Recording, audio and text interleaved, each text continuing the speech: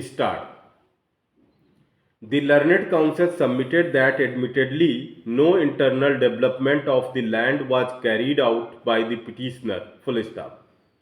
The petitioner did not apply for the extension of the sanction granted by the authority. Full stop. The learned counsel submitted that upon the lapse of the agreement and the sanction granted by the authority, the petitioner could not be forced to develop his land against his own wishes, and that the agreement entered between the parties became a void agreement under section 56 of the Contract Act, since it became possible to develop the land under the changed circumstances. Full stop. On the other hand, the learned counsel for the authority submitted that the notice was rightly issued under section 33 of the Act, since the petitioner or his father or his brother had not developed the land as per the sanctioned layout plan as per the agreement, and therefore, the demand made by the authority towards the development cost was rightly made. Full stop. The learned counsel further submitted that under clause within bracket 8 of the agreement, the petitioner had a remedy to refer the dispute before an arbitrator, and consequently, the writ petition should be dismissed on the ground of alternative remedy. Full stop. Learned senior counsel for the private respondent submitted that he is a bona fide purchaser of two plots and that he was duped by the owners into believing that the land was developed. Full stop.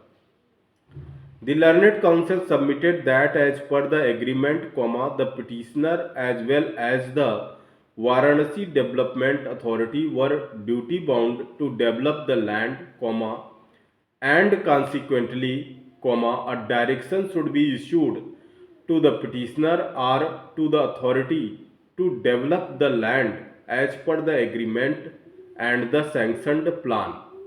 Full stop. Sri S. K. Verma, the learned senior counsel for the same private respondent, further submitted that the authorities were justified in forfeiting the security, and relied upon a decision of the Supreme Court in chairman of the Bankura municipality, Bankura versus Lalji Raja and Sons, AIR 1953 SC 248, and further submitted that the petitioner had an alternative remedy of raising the dispute before the arbitrator under the agreement, and contended that the writ petition should be thrown out on this ground itself. Full stop.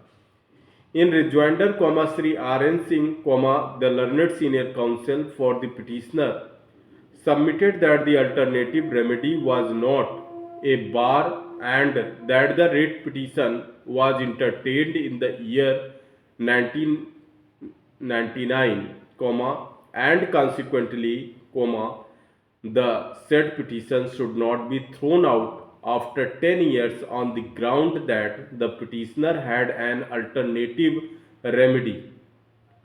Full stop.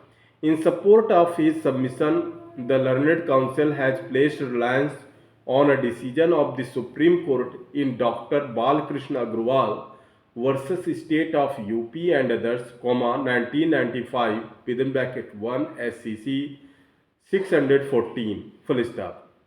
Having heard the learned counsel for the parties, at some length, no doubt the agreement contemplates that any dispute, difference or any question arising out of the agreement or touching or covering the subject matter thereof would be referred to the sole arbitrator nominated by the secretary to the government.